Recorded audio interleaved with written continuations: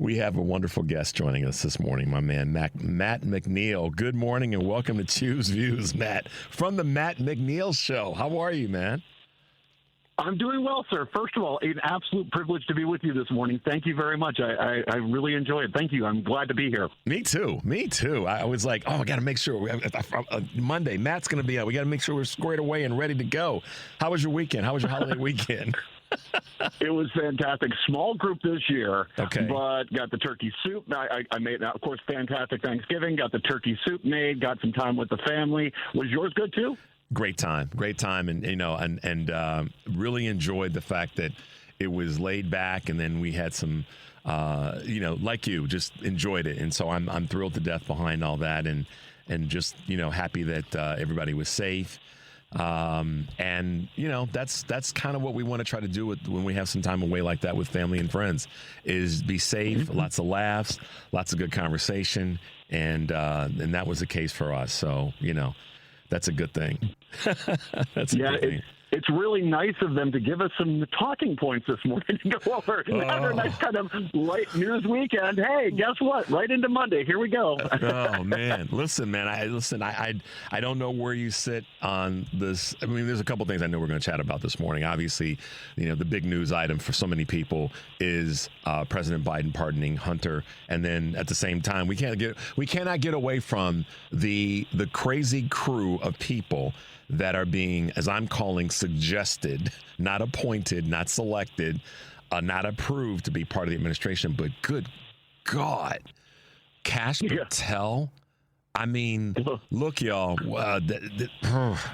Go ahead, Matt. You take the wheel. Well, I'll start with the pardon. Now, first of all, to all the Democrats out there that might be upset, I want to stop you from doing something. There is a bad habit within our party that we're the Democrats, we're on the left side of the room, the Republicans are on the right side of the room, and the Republicans are being bullies and they're being bad guys. But you're scared. You don't want to go over there to face off Trump and face these people. So what do? You look at the guy next to you and you punch them and you feel like you did something. Stop that. You cannot be filtering things so intently through your side that you constantly look at your own side as a villain while you watch the real villains across the way and say, well, they're big and mean. I don't want to do that. So stop. Joe Biden's son was a target from the beginning.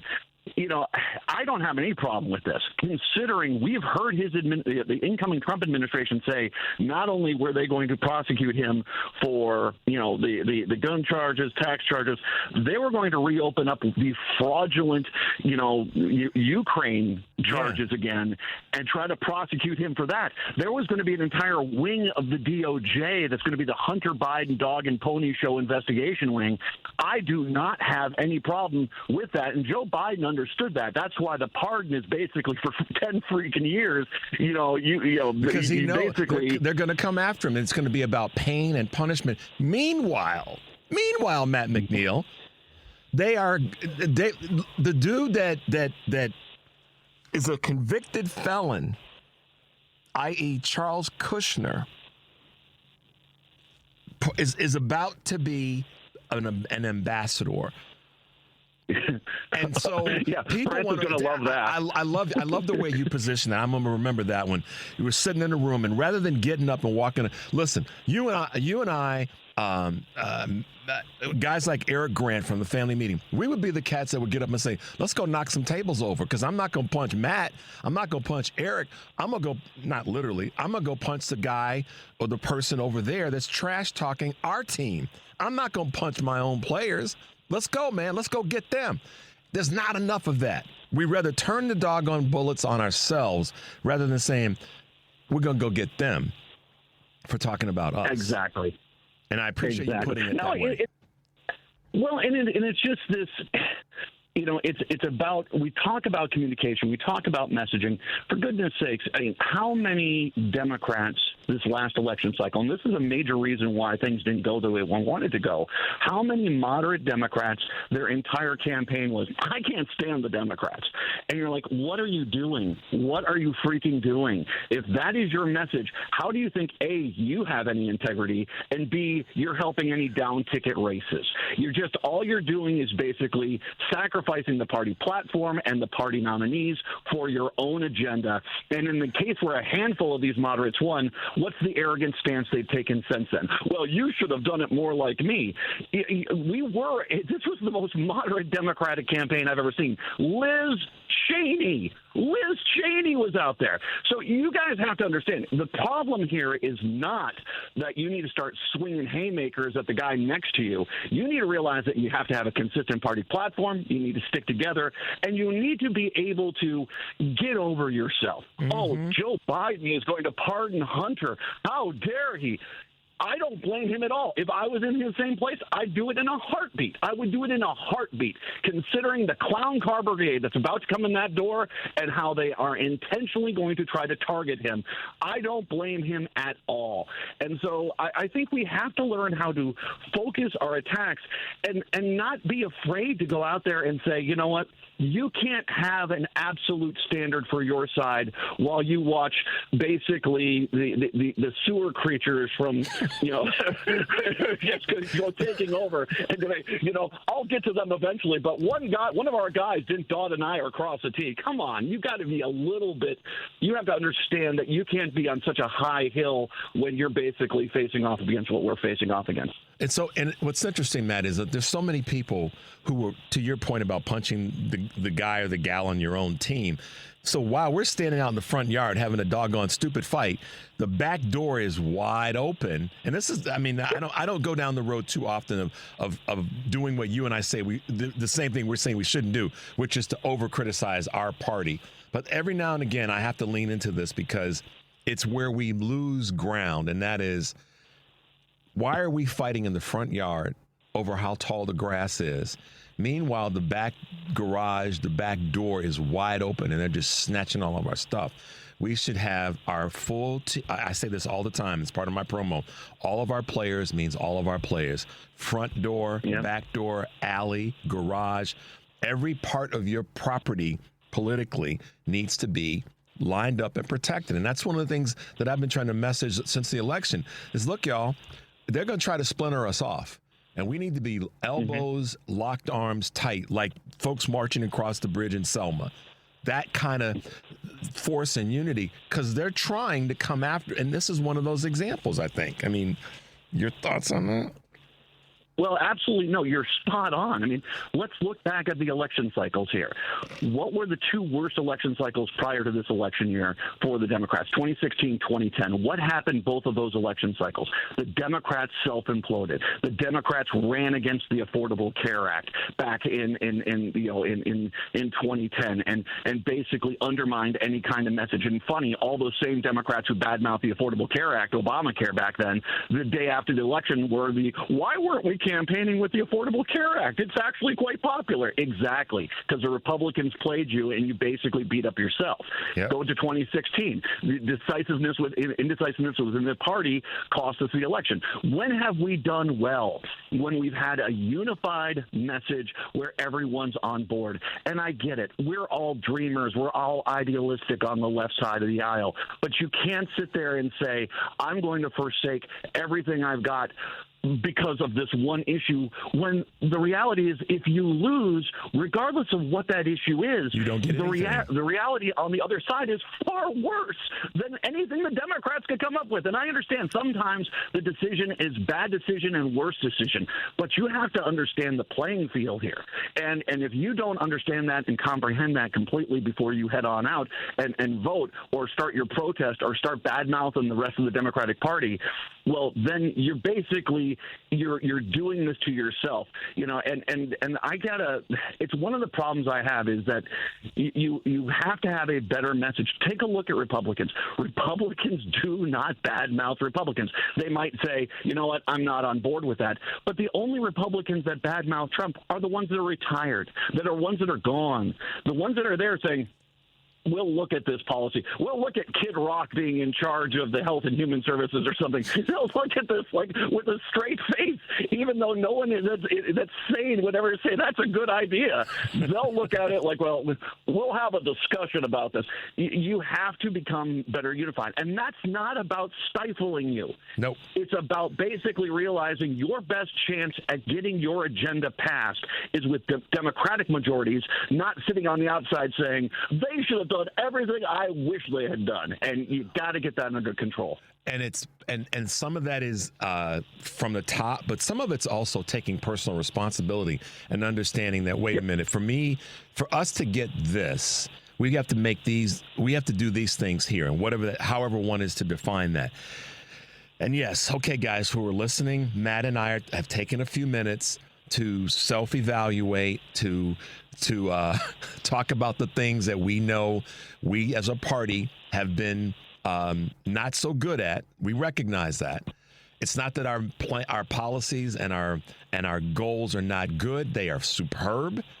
But sometimes the way in which Democrats the firing squad or however that phrase goes, we have to stop doing that. If there's a thing that we have to stop doing, it's not changing our policies or reaching black men differently or reaching the rural voters different. It's none of that. It's we have to stop cutting our own wrist. If we start there, exactly. Start there with, look, yeah, do you see how many times this sort of self-firing has gotten us into trouble? Okay, so let's stop doing that right now. No more of that. Let's stop. And then from there. And I was going to say you're exactly on point, and you're exactly right. And if you're upset, if you're listening to me right now and you're saying, "Who is this punk?" I'm first of all on board with you. Second of all, the reality is we have to learn our lessons the hard way. And if we don't stifle this stuff before the next election, well, guess what? We're going to lose and lose worse. If you are more upset about Joe Biden giving Hunter a pardon today than you are about the insane lineup of cartoon villains that Trump is putting in charge of every major department because he needs, A, stoolies that are going to do exactly what he says to do, and also fall guys for when the inevitable bad thing that can happen, they can point at RFK Jr. or, Dr. Oz and say, hey, we didn't do that. That was them. If you can't see what they're setting up right now and you're more upset about Joe Biden than you are that, I can't help you. Your outrage meter and filters are broken, and you're just perpetually terrified of facing the reality. You got to be focused and realize what's happened has happened. This is going to hurt all of us. And a lot of groups, especially far more than it's going to hurt me. I mean, it's just we have to be prepared and understand that if you're not unified, well, this is what happens when you're not unified. I've been begging for people to stop doing this, Matt, because listen, it's not about the whataboutism so much. It's more about, hey, wait a minute, press pause and let's look at this. It's not the what about. I hate when people position it. Well, the what about, I get why people want to try that, but with someone like me, it's like, no. Hold on a second. What Matt just said is spot on as well. And that is, if you're more upset about President Biden pardoning his son because he had a change of heart, change of view, whatever way you want to position that, you're more upset about that. And I could give a darn about what all the different media outlets all over the world are saying. The same media outlets, Matt McNeil, are the same media outlets that didn't disclose repeatedly, that Trump lied about COVID on tape to Bob Woodward. And the list just goes on and on. He pardoned guys that caused harm to the country. And the list goes on and on. Be more upset and do something about the fact that this dude is a 34-time convicted felon. We know the laundry list. He stole federal documents. Be more upset about he's a failed businessman. And did you do the work to go out and change the mind of somebody in your family or someone in your cohort about all the crap that he's done? Or did you just lay down and go, well, but the Democrats didn't they didn't make sure that prescription drugs were perfectly paid for years ago? You know what I'm saying, man? I'm like, come on, y'all. And so I don't blame just the leaders. I blame the voters who are on our side that have sat back and said, yeah, but I just wish that he could have got the price of gas down $1 a little bit sooner, because I would have been able to fill up my 25-gallon car without it being so difficult. I mean, it's like, come on, y'all. Where in the hell is personal responsibility in the process of pushing back real time? I had a conversation with a friend this weekend where I said, listen, you can be upset as you want to right now and need a political hug all you want to, but did you do the work in the last couple of years that when somebody spoke some garbage about President Biden and Vice President Harris and the administration, did you counter that with that's a lie, or hear the facts, and use whataboutism to say, yeah, but do you remember what Donald Trump did on this day or at this time on this issue, et cetera, et cetera? If you didn't do that readily with family, friends, and loved ones, you failed more so than the Democratic Party did. Yeah, if you are out there, if you've just been shot by Donald Trump and you're bleeding out, and you're more upset about the victim not saying please to 911 than you are at the guy that just shot you, then I cannot help you, because your perspective is blown out of proportion. And as you just said, Richard, and you're spot on once again, eggs, Matt. Eggs. Yes, eggs were pricey, but it wasn't inflation. It was record profits for the egg companies, because those two things cannot exist together. You can't have inflation and record corporate profits. Nope. Those two things are incompatible. So when you're sitting and complaining about the eggs, you should be angry at the egg producers, not Joe Biden, because that wasn't inflation. That was good, plain old-fashioned 1980s greed, and it is still out there. And until we defeat that, we are not going to be able to really get past this stuff. But, hey, I guess so. Eggs. Who doesn't love an omelet? Hey, you know what? Well, I had a guy call in the show before. This was back in probably March of this year, and he was going on about, Richard, I went to buy some cereal, man, it was $8 a box, and I said, okay, listen, I get that. Well, then go get a different cereal brand. Remember that, Devin? Yeah. Just listen, man. Shop for something a little bit less expensive. This isn't the first time things have been priced high. I mean, and he was a troll. He was a troll to some extent. He was a dude that wanted to come in and just, rail on about, he called me a Biden shill and all this other kind of garbage. And I'm like, listen, the question, Matt, and you probably been asked this question, is, the 4-year question. They always ask, is your life better than it was 4 years ago? Hell, it was better than it was 2 years ago, a year ago, 3 years ago. Yeah. Because we keep progressing. It's about to get worse as it relates to what you and I are starting to talk about these appointments or suggestions to the cabinet.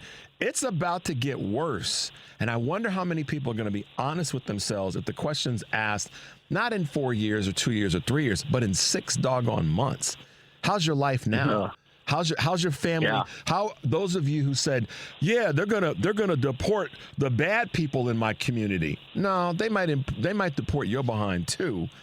And the list goes on and on and on. Oh no, I don't think that an abortion is a bad thing, but I'm going to vote against it because I don't want it coming into my house. Okay, well, watch out when your daughter goes off to college and some knucklehead decides to unfortunately assault her, and now she's pregnant and can't do a doggone thing about it. I mean, I'm not being nasty or mean. I'm just saying, folks did not wake up to what is about to really happen. And 75 million of them, Matt, they made the decision, Matt McNeil, that I don't want to vote for this brown-skinned woman who has been elected to three branches of government.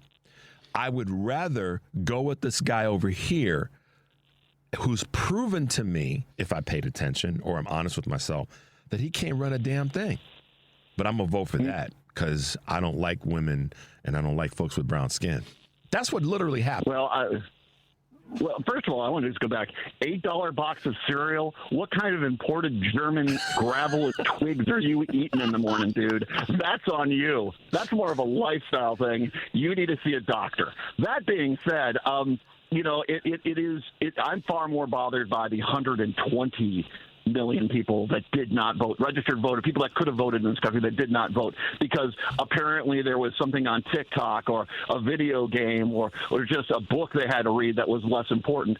You said it. In 6 months, this is not going to be the glory days of when Trump left office, when we had refrigerator cars at morgues because so many people were dying of COVID that you seem to forget about. This is going to be instantaneous. One of the things I keep telling people is if you have a roof you want to get done, if you have like a driveway you want to get worked on or anything like that, I would be calling and trying to get that scheduled and getting a specific price point now, because when those tariffs kick in, when he basically rounds up the undocumented workers who are the people that do that work in this country, that is immediately going to be far more expensive when he takes office, and it's going to be a lot longer before you can get it done. And that's not even talking about the ag sector, which is the dirty little secret of Republicans. As all these people out in rural America like to talk about, we are against undocumented workers. The real dirty secret is they're so dependent on undocumented workers to pick their crops and run their processing facilities that they basically don't want to. They don't want those people gone. They just want those other people gone.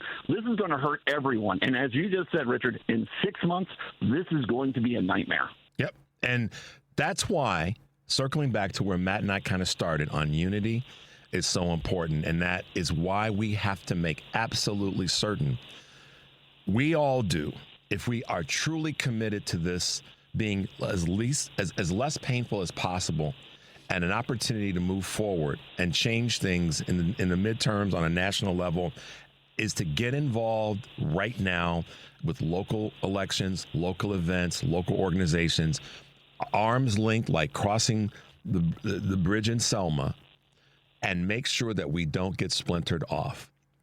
Because exactly. If we don't do that, I'm telling you, America, if we do not do that, then the pain is only going to get worse. We have to stay together. We cannot allow these little, penny ante things to get us distracted. We have to be willing to lean in, I think, Matt, every single day and call out the craziness and the bad behavior real time. So I'm hoping that folks are going to be plugged into that. And I'm hoping that Matt McNeil says, Richard, I want to come back and we can chop it up again in the near future, because I love your show. I love the work that you're doing. And I'm so glad that we're able to chat this morning, man. It's been great. What are your final words, Richard, this Monday morning? Well, first of all, the privilege is all mine, and thank you, Chicago. I love being on the air down there, and this is an absolute privilege to be on your show. So thank you very much. Anytime you want me back, I am more than happy to make the time for you, my friend. All right, my man. Listen, Matt, have a great day and a great week, and we'll do this again sooner than later, okay? Absolutely. All right, man. Have a great day.